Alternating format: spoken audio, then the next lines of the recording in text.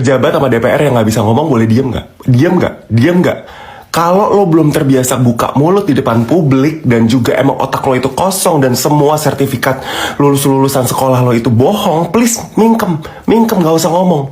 Lo tahu apa akibatnya kalau banyak banget pejabat yang otaknya kosong dan gak tahu caranya ngomong di depan publik, seperti banyak dan kasus-kasus kemarin yang lo lihat kan, mulai dari DPR yang gak bisa hitung-hitungan, per bulan dibilang 3 juta per hari dikali 30 78 juta, terus harus di cover 50 juta. Otaknya di mana? Sama Nafa Urbah kemarin dengan statementnya yang dari Bintaro ke DPR jauh macet, bahkan pidato Menteri Keuangan yang sekolahnya di Harvard aja bisa keserimpet.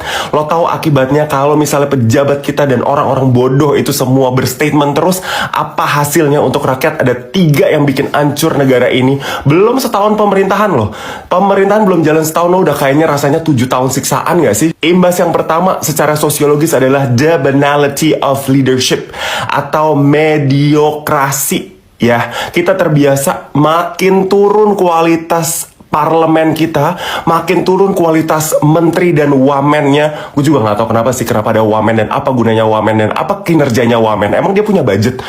Menteri kalau udah jadi menteri aja, kalau belum sanggup ngerjain kerjaannya sendiri pakai dibantuin wamen, gak usah jadi menteri. Kalau kita terbiasa ngelihat orang-orang bodoh itu berkata-kata secara leluasa, lama-lama ya mediokrasi ini kita menganggap bahwa ya udah deh dapet yang bagus dikit aja udah alhamdulillah.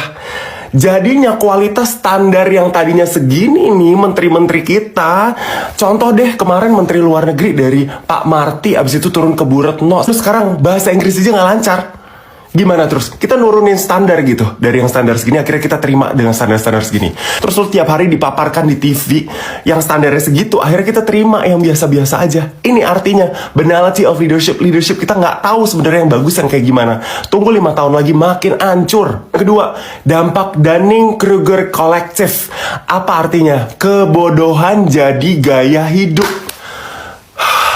Karena rakyatnya udah empet, nggak punya duit, terus akhirnya semua joget-joget, ya kan, pacu jalur, orang lagi pada susah makan di istana, joget-joget kayak gitu. Masa di gedung DPR lo nyanyi-nyanyi, mulai dari atasnya ampe artis-artis nggak laku, semua nyanyi-nyanyi, emang itu wajar ditonton lo di depan TV?